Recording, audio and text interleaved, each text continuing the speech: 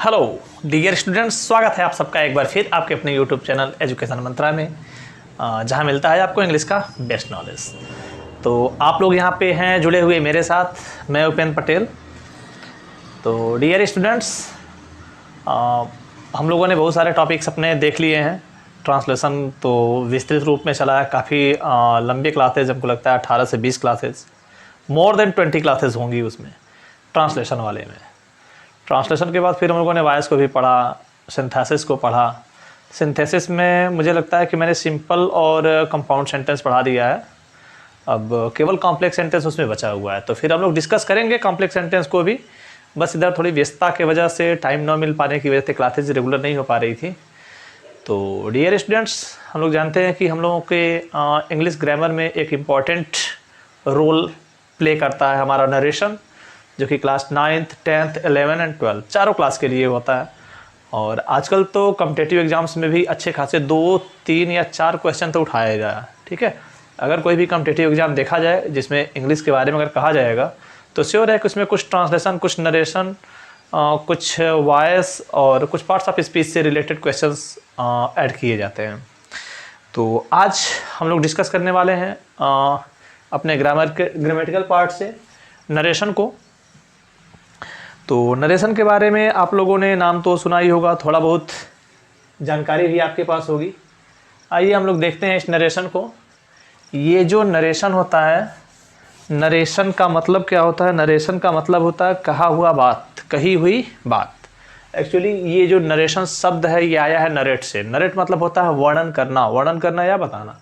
ये आया है कहाँ से? नरेट से। ठीक है, नरेट। नरेट मतलब होता है क्या? वर्णन करना, किसी भी चीज़ का वर्णन करना या किसी भी चीज़ के बारे में बताना। ठीक है, यही होता है हमारा नरेशन। और हम जानते हैं कि किसी बात को कहने के 2 तरीके होते हैं, चाहे हमारा हिंदी है चाहे फिर इंग्लिश है। इंग्लिश में भी कोई बात हम 2 तरीके से कह सकते हैं, यानी किसी की कही हुई बात को हिंदी में भी 2 तरीके से कह सकते हैं और इंग्लिश में भी 2 तरीके से कह सकते हैं। तो बस वही जो वर्णन करना होता है, यानी कि बात कहना, कहने के 2 तरीके होते हैं। किसी की बात को कहने के 2 तरीके होते हैं, जिसे हम लोग जानते हैं। एक को हम लोग कहते हैं क्या? हम लोग कहते हैं डायरेक्ट नरेशन। ठीक है, डायरेक्ट नरेशन। डायरेक्ट नरेशन को ही हम लोग डायरेक्ट स्पीच के नाम से जानते हैं, डायरेक्ट स्पीच। तो हमारा डायरेक्ट नरेशन या डायरेक्ट स्पीच एक ही चीज़ होता है। और दूसरा हमारे पास होता है इनडायरेक्ट नरेशन। चलिए मैं इसे इरेज करके यहाँ पे लिख देता हूँ।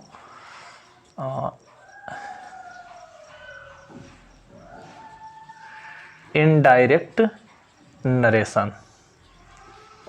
इस इनडायरेक्ट नरेशन को इनडायरेक्ट स्पीच भी कहा जाता है, इनडायरेक्ट स्पीच। तो डियर स्टूडेंट्स, डायरेक्ट नरेशन या डायरेक्ट स्पीच एक ही चीज़ है, इनडायरेक्ट नरेशन या फिर इनडायरेक्ट स्पीच एक ही चीज़ है। तो इन दोनों में कोई अंतर नहीं, यानी कि ये हमारा नरेशन हो गया। नरेशन हो गया अब हमारे पास 2 तरह का, डायरेक्ट एंड इनडायरेक्ट। तो डायरेक्ट का मतलब होता है कि किसी की बात को जैसे के तैसे कह देना, जैसे उसने कहा वैसे के वैसे ही अगर आपने कह दिया तो वह डायरेक्ट स्पीच हो जाएगा। और अगर आप उसी चीज़ को बदल के कह रहे हैं, परिवर्तन, आवश्यक परिवर्तन करके कह रहे हैं, तो उसे इनडायरेक्ट में कहेंगे। जैसे मैं आपको एग्जाम्पल हिंदी और इंग्लिश दोनों में बता दे रहा हूँ। जैसे मान लीजिए मेरे पास एक एग्जाम्पल है, मैं कहता हूँ हिंदी में, देखिए एग्जाम्पल, अंग्रेजी भी समझ में आ जाएगा। उसने कहा मैं एक अच्छा लड़का हूँ। ठीक है, इस एग्जाम्पल को देख लीजिए। उसने कहा कि मैं एक अच्छा लड़का हूँ। ठीक, अब उसने कहा, मैं, अब ये उसने जो कहा, जिसने भी कहा होगा वही अच्छा लड़का है। उसने कहा, उसने क्या कहा? मैं एक अच्छा लड़का हूँ, मतलब मैं नहीं अच्छा लड़का हूँ, जिसने कहा वह अच्छा लड़का है। ठीक, तो उस, मान लीजिए उसकी बात तो ऐसे ही होगी ना, मैं एक अच्छा लड़का हूँ। लेकिन अब यहाँ पर ध्यान दीजिए, उसने कहा है, इसका कोई तो नाम होगा ना। तो इसने कहा है कि मैं एक अच्छा लड़का हूँ, मैं कह सकता हूँ क्या कि मैं एक अच्छा लड़का हूँ? बिल्कुल। लेकिन हम इस लाइन को, ये जो लाइन यूज किया गया है, ये मैं नहीं यूज कर सकता। अगर मैं कहता हूं कि मैं एक अध्यापक हूं, यही बात अगर आप किसी से कहेंगे कि हमारे सर ने कहा था कि वह एक अध्यापक, आप ये नहीं कहेंगे कि मेरे सर ने कहा था कि मैं एक अध्यापक हूं। ठीक, तो यहां पर यार उसने कहा मैं एक अच्छा लड़का हूं, और इसी बात को बदल के अगर कहा जाए तो हो सकता है ये यहां पे थोड़ा सा नीचे, उसने कहा कि वह एक अच्छा लड़का है। ठीक है, दोनों में डिफरेंस आप लोग खुद ही देख लीजिए। ठीक, दोनों में डिफरेंस क्या है आप देख लीजिए। उसने कहा मैं एक अच्छा लड़का हूँ, मैं एक अच्छा लड़का हूँ ये मैं नहीं कह रहा हूँ, ठीक है, इसकी बात है, ये कह रहा है। और यहाँ पे क्या है, यहाँ पे थर्ड पर्सन, यानी कि उसने कहा कि मैं नहीं, वह, उसने कहा कि वह एक अच्छा लड़का है। अब अगर यहाँ उसने के जगह पे कर दिया जाए हरि, हरि ने कहा मैं एक अच्छा लड़का हूँ, तो हम यहाँ भी उसी चीज़ को बदलना, हरि ने कहा। ध्यान से समझिए इस बात को, हरि ने, यानी कि हरि ने किसके जगह पे आया, उसने के जगह पे आया। ठीक है, अब ध्यान से समझिए इस चीज़ को। उसने कहा मैं एक अच्छा लड़का हूँ, किसने कहा, हरि ने। हरि ने कहा कि मैं एक अच्छा लड़का हूँ, और यहाँ पे है हरि ने कहा कि वह एक अच्छा लड़का है। वह कौन, या वह कौन है, यही है। ठीक, और यहाँ पे मैं कौन है, ये मैं है कौन, तो यहाँ पर भी यही है, हरि या उसने, यही है मैं, और यहाँ पे हरि या उसने, यही है वह। तो हुआ क्या कि इसी लाइन को बदल के ऐसे कर दिया गया। तो डियर स्टूडेंट, ये वाला जो पैटर्न लिखा है पहला वाला, इसी को कहते हैं डायरेक्ट नरेशन या डायरेक्ट स्पीच, और ये जो दूसरा पैटर्न लिखा है इसे हम लोग कहते हैं इनडायरेक्ट, क्योंकि हरि ने जैसे कहा वैसे ही इस लाइन को यूज किया गया है, तो यह डायरेक्ट स्पीच है।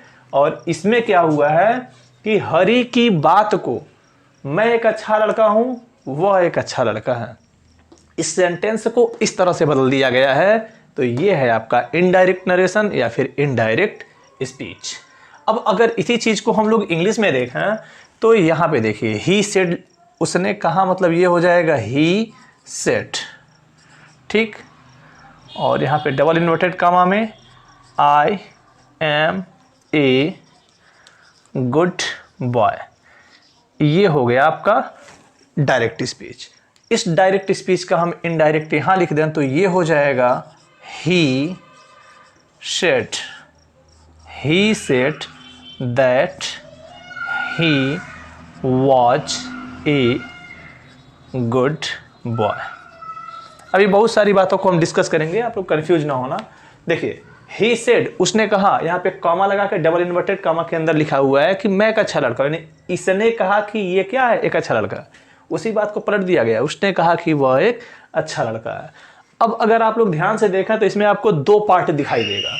एक पार्ट दिखाई देगा यहाँ कॉमा तक, ठीक है, यहाँ से लेके यहाँ तक, इसे हम लोग रिपोर्टिंग वर्ब कहते हैं। क्या कहते हैं, रिपोर्टिंग वर्ब कहते हैं। और यहाँ आई एम से लेके इस डबल इन्वर्टेड कॉमा तक, इस वाले भाग को हम लोग कहते हैं क्या, रिपोर्टेड स्पीच, रिपोर्टेड स्पीच। देखिए बारीकी से आप लोग एक एक चीज़ को समझते चलिए। नरेशन बहुत ही आसान चीज़ होता है, बस होता क्या ना, बच्चे डर जाते हैं, नाम सुन के डर जाते हैं। अरे यार नाम सुन के क्या डरना है, पहले देखो तो समझो, सब समझ में आएगा। तो डियर स्टूडेंट, दो चीज़ें आप लोग समझे अभी तक, डायरेक्ट नरेशन या डायरेक्ट स्पीच, इनडायरेक्ट नरेशन या फिर इनडायरेक्ट स्पीच। अगर किसी की कही हुई बात को उसी के शब्दों में बोलते हैं तो वह डायरेक्ट स्पीच या डायरेक्ट नरेशन होता है। अगर किसी की कही हुई बात को आप परिवर्तित करके कहते हैं, चेंज करके कहते हैं, तब उसे हम लोग कहते हैं इनडायरेक्ट नरेशन या फिर इनडायरेक्ट स्पीच। आई होप कि आप लोग समझ रहे हैं बात को। अब मैंने कहा कि कोई भी डायरेक्ट नरेशन होता है, जैसे देखिए डायरेक्ट नरेशन यही है, उसने कहा मैं एक अच्छा लड़का हूं, इंग्लिश में he said I am a good boy, ये आपका डायरेक्ट नरेशन है। डायरेक्ट नरेशन के दो भाग होते हैं। पहला भाग होता है रिपोर्टिंग वर्ब, यानी इस कॉमा से पहले, सॉरी ये यहां तक नहीं आएगा, कॉमा से पहले यहां तक, ये आपका है रिपोर्टिंग वर्ब, और ये है आपका रिपोर्टेड स्पीच। और रिपोर्ट, अब देखिए डायरेक्ट नरेशन और इनडायरेक्ट नरेशन में कितना डिफरेंस हुआ है, यानी कि डायरेक्ट नरेशन को चेंज किया गया है किसमें, इनडायरेक्ट नरेशन में। तो डियर स्टूडेंट्स, आप लोग अभी एक जगह पे कंफ्यूज हुए होंगे, फिलहाल मैं अभी आपको क्लियर कर देता हूं। पहले तो इतना आपको लोग कंफर्म हो गए होंगे कि डायरेक्ट नरेशन क्या है, इनडायरेक्ट नरेशन क्या है, रिपोर्टिंग वर्ब क्या है, रिपोर्टेड स्पीच क्या है, 4 चीजें क्लियर हैं। अब हम लोग आते हैं अपने थोड़ा सा ट्रांसलेशन पे, ध्यान से देखिए। उसने कहा कि वह एक अच्छा लड़का है, क्या है यहाँ पे, है, और यहाँ पे लिखा है वाज। ठीक है, कंफ्यूजन, डोंट वरी। तो आप लोगों को एक मैंने पढ़ाया था ट्रांसलेशन चैप्टर में, नाम क्या था उसका, याद है, सीक्वेंस ऑफ टेंसेस। याद आया? चलिए, नहीं याद आया तो थोड़ा सा रिमाइंड करा दूं।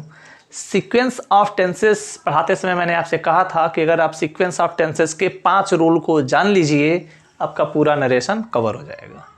तो अगर आप लोग इसे और अच्छे से समझना चाहते हैं तो सीक्वेंस ऑफ टेंसेस, जो कि ट्रांसलेशन का एक चैप्टर है, आप लोग जब प्लेलिस्ट में जाएंगे तो ट्रांसलेशन वाले में आप लोग जाएंगे तो देख लेंगे उसको, सीक्वेंस ऑफ टेंसेस, उसको आप लोग ध्यान से देखना, सारी चीज़ें समझ में आ जाएगी। उसमें एक चीज़ मैंने कहा था कि अगर प्रिंसिपल क्लॉज पास्ट टेंस में हो तो सबऑर्डिनेट क्लॉज भी पास्ट टेंस में होगा।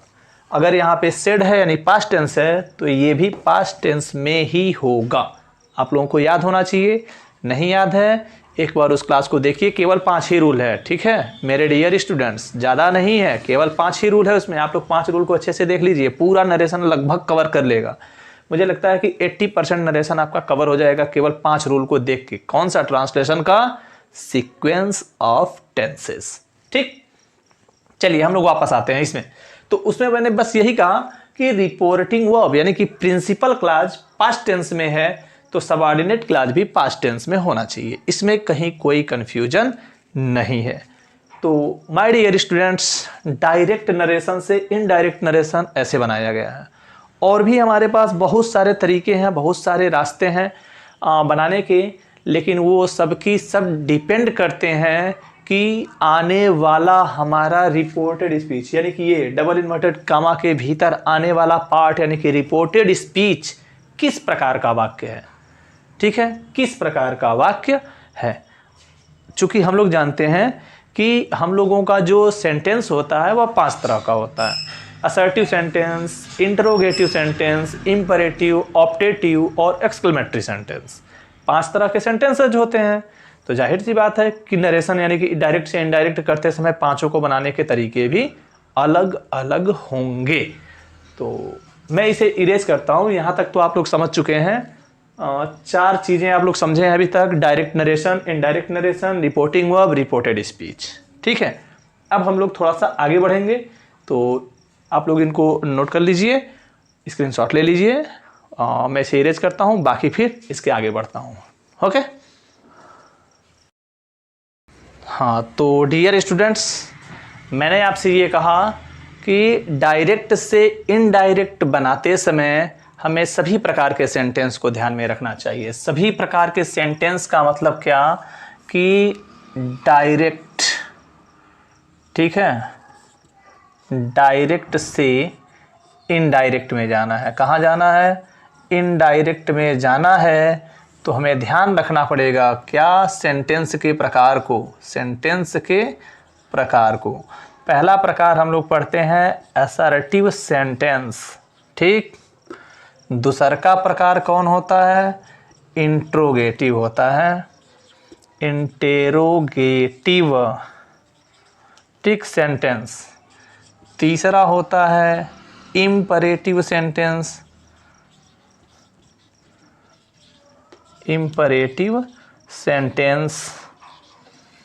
चौथा होता है ऑप्टेटिव सेंटेंस,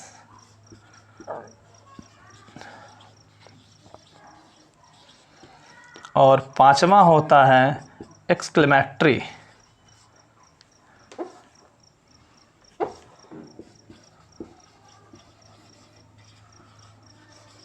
एक्सक्लेमेटरी सेंटेंस। यानी कि डायरेक्ट से इनडायरेक्ट बनाते समय हमें इन पांचों प्रकार के सेंटेंस को डायरेक्ट से इनडायरेक्ट करना पड़ेगा, इसमें कोई शक नहीं है। ठीक, अब इसमें से हम लोग उठाएंगे सबसे पहले अपने असर्टिव सेंटेंस को। सबसे पहले हम लोग उठाएंगे असर्टिव सेंटेंस को। इसी सेंटेंस का नरेशन हम लोग सबसे पहले करेंगे। किसका? असर्टिव सेंटेंस का। ठीक, तो माय डियर स्टूडेंट्स, हम लोग अब पढ़ने वाले हैं असर्टिव सेंटेंस के मतलब जो भी हमारे डायरेक्ट नरेशन के रिपोर्टेड स्पीच में अगर कोई असर्टिव सेंटेंस आएगा तो हम लोग उसको इनडायरेक्ट कैसे बनाएंगे, सबसे पहले हम लोग इसी के बारे में जानते हैं। ठीक, तो अब यहाँ पे एक और चीज़ मैं क्लियर कर दूं कि असर्टिव सेंटेंस को इनडायरेक्ट में बदलते समय 3 मुख्य परिवर्तन करने पड़ते हैं। 3 मुख्य परिवर्तन कौन कौन से हैं, यानी कि हम यहाँ पे कह सकते हैं क्या 3 इम्पॉर्टेंट चेंजेस। ठीक है, 3 इम्पॉर्टेंट चेंजेस करना पड़ता है। कौन कौन सा है? तो पहला चीज चेंज करना पड़ता है टेंस को, दूसरा चीज चेंज करना पड़ता है पर्सन को, ठीक, और तीसरा चीज चेंज करना पड़ता है नियरेस्ट वर्ड्स को, यानी नज़दीकी दिखाने वाले शब्दों को भी बदलना पड़ता है। ठीक, तो मुझे जहाँ तक उम्मीद है आप लोग इतना तो समझ ही गए हैं। आप लोग नोट्स बनाते चलिए, ज़्यादा बेहतर रहेगा, समझने में आसानी होगी कि डायरेक्ट से इनडायरेक्ट 5 प्रकार के सेंटेंस को बनाते हैं, जिसमें से हम लोगों का सबसे पहला टॉपिक बनेगा असर्टिव सेंटेंस, कि असर्टिव सेंटेंस को हम लोग डायरेक्ट से इनडायरेक्ट में कैसे बदलेंगे। ठीक, तो हम लोगों का पहला टॉपिक बनेगा असर्टिव सेंटेंस। इसमें 3 परिवर्तन करने हैं, तो हम लोग बारी बारी से इसमें से एक एक परिवर्तन को लेके चलते हैं, बाकी चीज़ों को डिटेल्ड स्टडी करते हैं। ठीक है, बस आप लोग बने रहिए। ठीक, हाँ, तो आइए हम लोग देखते हैं, देखते क्या है, देखते हैं हम लोग पहला टॉपिक लेकर चलेंगे असर्टिव सेंटेंस को। ठीक है, असर्टिव सेंटेंस को लेकर चला जाए। असर्टिव सेंटेंस में माय डियर स्टूडेंट्स, मैंने कहा कि डायरेक्ट से इनडायरेक्ट बनाते समय, डायरेक्ट से इनडायरेक्ट, डायरेक्ट से इनडायरेक्ट बनाना, मैं केवल इतना ही लिखूंगा। ठीक है, डायरेक्ट से इनडायरेक्ट बनाना, बनाते समय क्या करना है, पहले हम लोग इसके कुछ सामान्य नियम को जान लें। सामान्य नियम को जानने के बाद फिर हम लोग इसके विशिष्ट नियम को जानेंगे। ठीक है, वैसे भी मैं जानता हूँ कि एग्जाम्पल मैं जब दूंगा तब आप बेहतर समझ पाएंगे। फिलहाल जो तरीका है, जो पैटर्न है, मैं वो आपको अपना पैटर्न देने की कोशिश कर रहा हूँ ताकि आप लोग इसको अच्छे से समझ पाएँ, इतने अच्छे से समझ जाएं कि आप लोगों के लिए कहीं से कोई प्रॉब्लम न आने पाए। ठीक है, तो इसमें आप लोगों को मैं कुछ जनरल रूल पहले बता दूं। कुछ जनरल रूल आप जान लीजिए। किसके लिए जनरल रूल्स हैं? असर्टिव सेंटेंस के लिए। ठीक है, असर्टिव सेंटेंस के लिए जनरल रूल।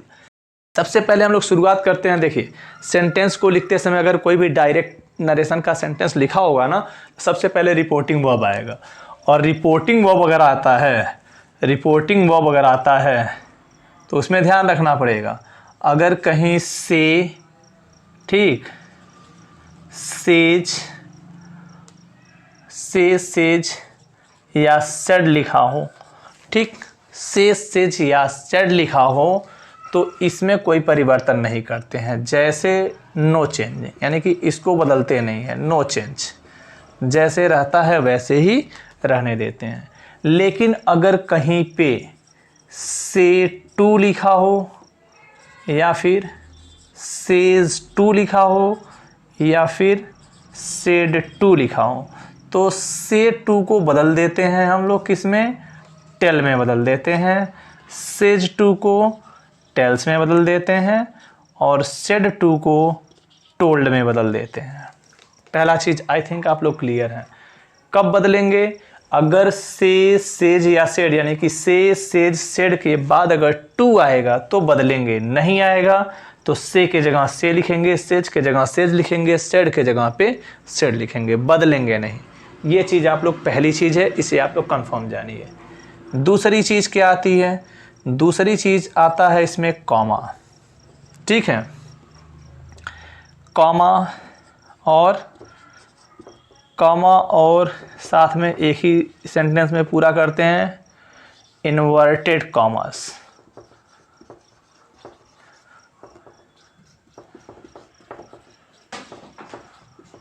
ठीक है, देख लीजिए क्या है, कॉमास और इन्वर्टेड कॉमास को हटाते हैं।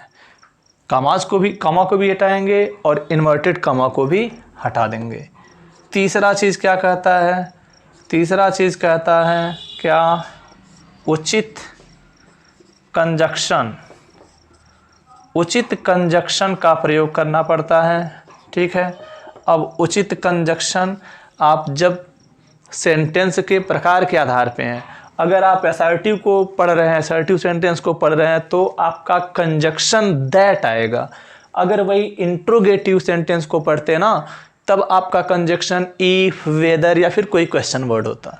अगर आप इंपरेटिव को पढ़ोगे तो इंपरेटिव में टू आ जाएगा कंजक्शन। इस तरह से अलग अलग प्रकार के सेंटेंस के लिए अलग अलग प्रकार के कंजक्शंस बनाए गए हैं, तो उचित कंजक्शन का प्रयोग करना होता है। चौथा बात कहता है, क्या कहता है कि जो रिपोर्टेड स्पीच होता है, रिपोर्टेड स्पीच का पहला लेटर इस्तेमाल हो जाता है, इस्तेमाल हो जाता है। इसमें भी एक शर्त है कि आई एंड प्रॉपर नाउन को छोड़कर, प्रॉपर नाउन को छोड़कर। ठीक है, अभी आप लोग रूल से क्लियर नहीं हो पाएंगे तो अभी मैं एग्जाम्पल के जरिए आपको क्लियर करूंगा। फिर से समझिए, से ये तो समझ में आ गया होगा कि से टू को टेल में, सेज टू को टेल्स में, सेट टू को टोल्ड में बदलेंगे, कॉमास और इन्वर्टेड कॉमास को हटा देंगे, उचित कंजक्शन का प्रयोग कर देंगे, रिपोर्टेड स्पीच का पहला लेटर इस्तेमाल कर देंगे। लेकिन आई और प्रॉपर नाउन, प्रॉपर नाउन मतलब किसी का नाम आ जाए या फिर आई आए तो ये तो कैपिटल लेटर में ही रहेगा। इसके अलावा अगर कोई भी शब्द और आएगा तो हम लोग क्या करेंगे, उसको स्मॉल लेटर में कर देंगे। और इतनी चीज़ें हो गई। और पांचवा चीज़ ये हो गया, क्या हो गया, ये हो गया क्या? ठीक है, सेंटेंस के लास्ट में फुल स्टॉप का प्रयोग करेंगे। ठीक, लास्ट में फुल स्टॉप का प्रयोग कर देंगे तो हमारा सेंटेंस डायरेक्ट से इनडायरेक्ट नरेशन में बदल जाएगा। तो थोड़ा सा और हम लोग इसमें जाना, अभी हम लोग जनरल रूल पढ़ रहे हैं। तो जनरल रूल में इन चीज़ों को आप लोग स्क्रीनशॉट ले लीजिए, लिख लीजिए, ताकि हम लोग अपने विशिष्ट रूल की ओर आगे बढ़ पाएँ। ओके, तो डियर स्टूडेंट्स, अभी आप लोगों ने जनरल रूल्स यानी कि सामान्य नियम को पढ़ लिया है। किसके सामान्य नियम को? असर्टिव सेंटेंस के डायरेक्ट नरेशन को इनडायरेक्ट नरेशन में बदलने के जो सामान्य नियम होते हैं उसे आप लोगों ने देखा है। अब हम लोग इस असर्टिव सेंटेंस में डायरेक्ट से इनडायरेक्ट बनाते समय सबसे पहले पढ़ने वाले हैं क्या? सबसे पहले हम लोग पढ़ेंगे टेंस में परिवर्तन, यानी कि रिपोर्टेड स्पीच के टेंस में परिवर्तन किस हिसाब से होगा। ठीक, चूँकि अलग अलग टेंसेज, अलग अलग सेंटेंस होते हैं तो अलग अलग सेंटेंस को अलग अलग प्रकार से चेंज भी करना पड़ेगा। तो टेंस में परिवर्तन करने का सबसे पहला रूल 1 में बोलता हूँ, आप लोग नोट कर लीजिए। ठीक है, चलिए बता देता हूँ। पहला रूल ये कहता है, क्या कहता है? कहता है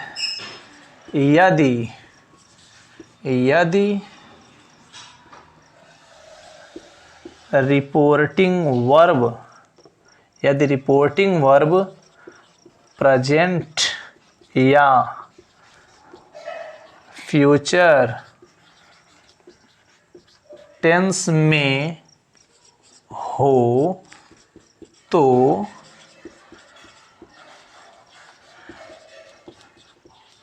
रिपोर्टेड स्पीच का टेंस नहीं बदलते हैं, नहीं बदलते हैं। देखिए देखिए देखिए कलाकारी, ठीक है। अभी हम लोग क्या पढ़ रहे हैं, टेंस में परिवर्तन, लेकिन रूल फर्स्ट कहता है कि अगर रिपोर्टिंग वर्ब प्रेजेंट टेंस या फ्यूचर टेंस में हो तो रिपोर्टेड स्पीच का टेंस नहीं बदलेंगे। आइए एग्जाम्पल को समझें, जितना एग्जाम्पल उतना अच्छा नॉलेज गेन करते जाइए। मान लीजिए अगर कहीं लिखा है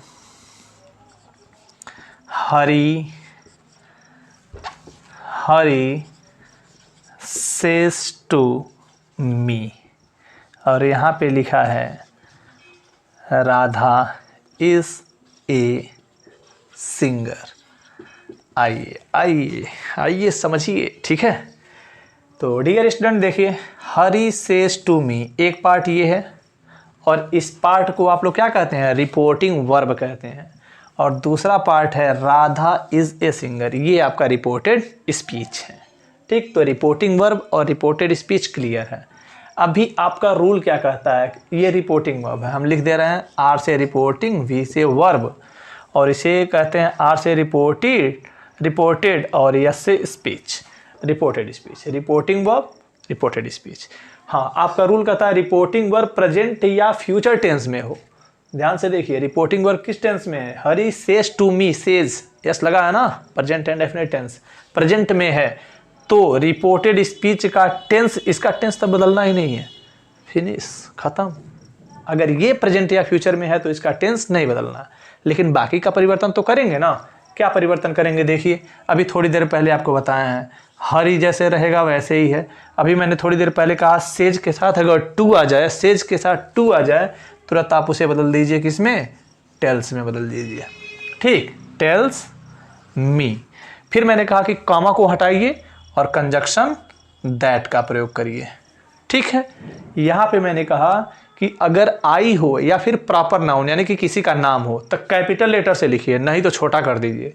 तो राधा किसी का प्रॉपर नाउन है, विशिष्ट नाम है ये, तो यहाँ पे लिखना पड़ेगा राधा, और यहाँ पे लिख देंगे इज ए सिंगर। देखिए एकदम आपके जो अभी आपको सामान्य नियम बताए, ध्यान से देख लीजिए। पहला सेज टू को टेल्स में बदल दिए, दैट कंजक्शन का प्रयोग किए, कामा और डबल इन्वर्टेड कामा पूरी तरह से हटा दिए, वाक्य के अंत में फुल स्टॉप का प्रयोग कर दिए, कहीं से कोई दिक्कत नहीं है। एक एग्जाम्पल आप लोग क्लियर समझ चुके हैं। दूसरा एग्जाम्पल देखिए, दूसरा एग्जाम्पल है, क्या है, she will say Hari watch a player, Hari watch a player. तो माय डियर स्टूडेंट देखिए, ये है आपका reporting verb she will say, future indefinite tense है, रिपोर्टिंग वर्ब है ना। अगर फ्यूचर टेंस में वही तो है कि रिपोर्टिंग वर्ब प्रेजेंट या फ्यूचर टेंस में हो तो रिपोर्टेड स्पीच का टेंस नहीं बदलते हैं, तो हमको इसका टेंस नहीं बदलना है। अगर इसका टेंस नहीं बदलेंगे तो ये तो ऐसे ही रह जाएगा, सी विल से। कामा को जैसे हटाएंगे, क्योंकि हम इस सेंटेंस को देख रहे हैं ना, ये असर्टिव सेंटेंस है। अगर असर्टिव सेंटेंस है तो कंजक्शन दैट का प्रयोग करेंगे। हरी, फिर यहाँ पे प्रॉपर नाउन आया, यानी कैपिटल लेटर में ही रहेगा हरी, टेंस को बदलना ही नहीं क्योंकि ये फ्यूचर में है। अगर फ्यूचर टेंस में रिपोर्टिंग वर्ब है तो रिपोर्टेड स्पीच में कोई परिवर्तन नहीं करना है, तो ये हो जाएगा हरी वाज ए प्लेयर। बिल्कुल क्लियर। एक और एग्जाम्पल देखिए, मान लीजिए लिखा हुआ है I said to her, I said to her, और यहाँ पे लिखा है सीता प्लेज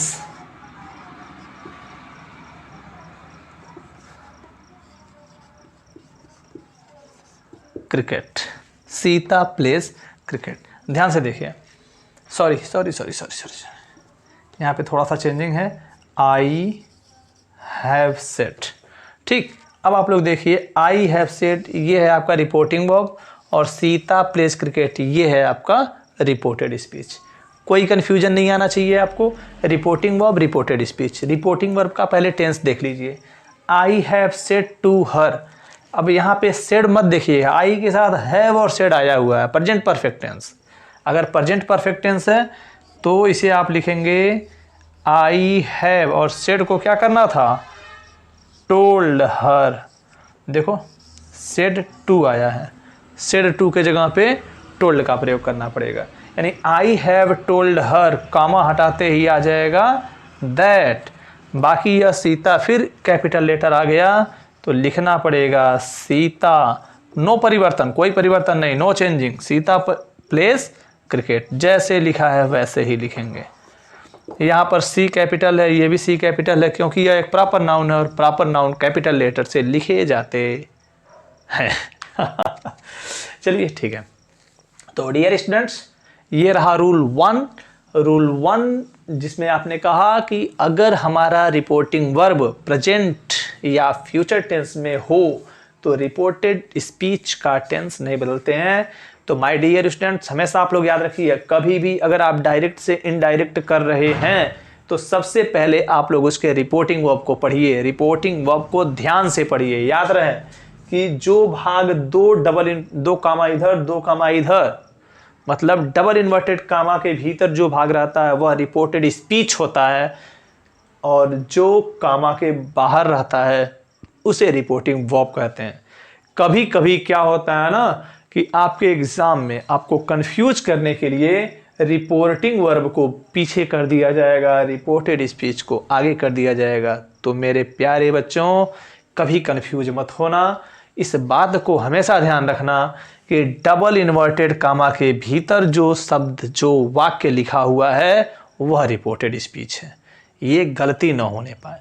रिपोर्टिंग वर्ब कहीं भी हो सकता है, आगे भी हो सकता है, पीछे भी हो सकता है, रिपोर्टेड स्पीच शुरू में हो सकता है, बाद में हो सकता है, कोई डाउट नहीं है। लेकिन आप लोग याद रखना, अगर दो कामा के बीच में है तो वह रिपोर्टेड स्पीच है। तो रिपोर्टिंग वर्ब को पढ़िए, प्रेजेंट या फ्यूचर टेंस में है तब रिपोर्टेड स्पीच के टेंस को न छूइए, बाकी परिवर्तन कर लीजिए, जैसे कामा लगा लीजिए और ये इसको बदल लीजिए, बाकी टेंस को न बदलिए। लेकिन अगर ये जब हमारा अगला रूल है, ठीक है, खैर छोड़िए, तो आप लोग एक रूल अच्छे से समझ गए हैं। ओके, तो डियर स्टूडेंट्स, एक रूल आप लोग समझे, और असर्टिव सेंटेंस में ही हम लोग चल रहे थे अभी। तो माय डियर स्टूडेंट्स, ज़्यादा उलझाना नहीं है, चूँकि टाइम भी लगभग ठीक ठाक जा रहा है। एक्चुअली मेरे जो क्लास 11th एंड 12th के बच्चे हैं उनको ऐसा लग रहा होगा कि टाइम बहुत कम जा रहा है, क्लासेज छोटी हो रही हैं, लेकिन थोड़ा सा अगर ध्यान रखिए आप लोग अपने छोटे भाइयों का, जो बच्चे क्लास 9th में है, क्लास 10th में है। एक दिन में बहुत ज़्यादा बताने का मतलब समझ रहे हैं ना, बच्चे कन्फ्यूज होंगे। और अगर मैं आप लोगों को बता रहा हूँ तो इसलिए नहीं बता रहा हूँ कि कोई कन्फ्यूज हो, इसलिए बता रहा हूँ कि सब लोग अच्छे से आगे बढ़ जाएं, सब लोग पढ़ें, सब आगे बढ़ें, ठीक है, कहीं से किसी को कोई परेशानी ना आए, कोई कंफ्यूज ना हो, और क्या, इसीलिए तो मैं हूँ। तो अब चूंकि ये एक रूल हुआ है और इस एक रूल पे रिलेटेड यहाँ पर इतनी चीज़ें हैं, अगर क्लास 9th 10th और 11th 12th के बच्चे भी अगर अपने एक्सरसाइज को देखें तो एक एक्सरसाइज उनका इसी से रिलेटेड मिल जाएगा, आसानी से मिल जाएगा। उस सब में क्या होगा कि रिपोर्टिंग वर्ब जितने का भी है सब प्रेजेंट या फ्यूचर टेंस में होगा। अगर प्रेजेंट या फ्यूचर टेंस में है तो बाकी परिवर्तन करिए, बस टेंस वाला परिवर्तन छोड़ दीजिए। तो मेरे प्यारे बच्चों, आज के इस क्लास को, इसे आप लोग इंट्रोडक्शन क्लास कह सकते हैं या फिर नरेशन का पहला क्लास कह सकते हैं। बस आज के क्लास को हम यहाँ पे करेंगे स्टॉप, और रूल सेकंड को लेकर आएंगे हम आपके नेक्स्ट क्लास में। रूल सेकंड नेक्स्ट क्लास में लेके आएंगे, हम लोग डिस्कस करेंगे, एग्जाम्पल्स को देखेंगे। बाकी अगर आपकी कुछ क्वेरीज रहेंगी, कुछ दिक्कत परेशानियां रहेंगी, सबको सॉल्व किया जाएगा, ठीक है। बिल्कुल आपको कहीं से भी पैनिक नहीं होना है, थोड़ा सा भी परेशान नहीं होना है, एकदम टेंशन फ्री होके आप लोग पढ़िए। एक बार 2 बार क्लासेस को देखिए, समझिए, कोई दिक्कत नहीं आएगी, ठीक है। तो मेरे प्यारे बच्चों, ये रूल 1 हुआ असर्टिव सेंटेंस पढ़ाने का, बताने का। टेंस में परिवर्तन पहला पॉइंट लेकर हम लोग चल रहे हैं। इसमें रूल 1 हुआ है, और भी कुछ रूल्स हैं जिन्हें हम लोग देखेंगे अपने नेक्स्ट क्लास में। तब तक के लिए be happy, be healthy, take rest, take care of your. Thank you for watching this class.